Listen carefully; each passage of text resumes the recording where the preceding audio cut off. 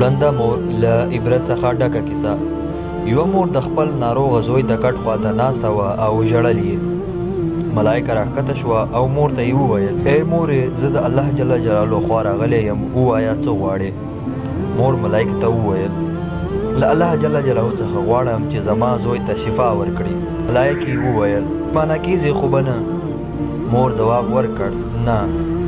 ملایکې وویل: اوس دې زوی روغ شو، خو تا کولی شوای چې د خپلو ړندو سترګو غوښتنه دې کړې وای. یوه ورځ زوی مور ته وویل: مورې، زما میرمن له تا سره یو ځای ژوند نشي کولی. غواړم تا ته یو ځان ته کور پیدا کړم تر څو ته هلته جلا ژوند وکړې. مور له کور څخه بهر شوه، یوازې کېنستله او پر ژړا بوخته شوه. ملایکه بیا راښکته شوه. مور ته یې وویل: ودې لیدل چې ستا زوی له تا سره څه وکړل؟ آیا اوس پښیمانه یې؟ آیا اوس غواړې ورته ښېرا وکړې؟ مور وویل: نه پښیمانه یم او نه هم ښېرا ورته کوم.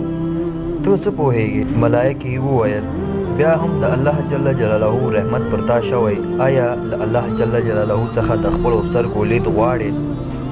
مور په ډاډ سره وویل: نه. ملایکې وویل: نو بیا څه غواړې؟ مور جواب ورکړ: د الله جل جلاله څخه غواړم نګور مې ښه او زړه سوانده ښځه وي او وکولی شي چې زما زوی بختور کړي، ځکه زه نوره هلته نه یم چې له خپل زوی څخه څارنه وکړم. د ملایک له سترګو څخه اوښکې روانې شوې او د اوښکو دوه څاڅکې د مور په سترګو کې ورتوی شوه او سترګو یې دید پیدا کړ.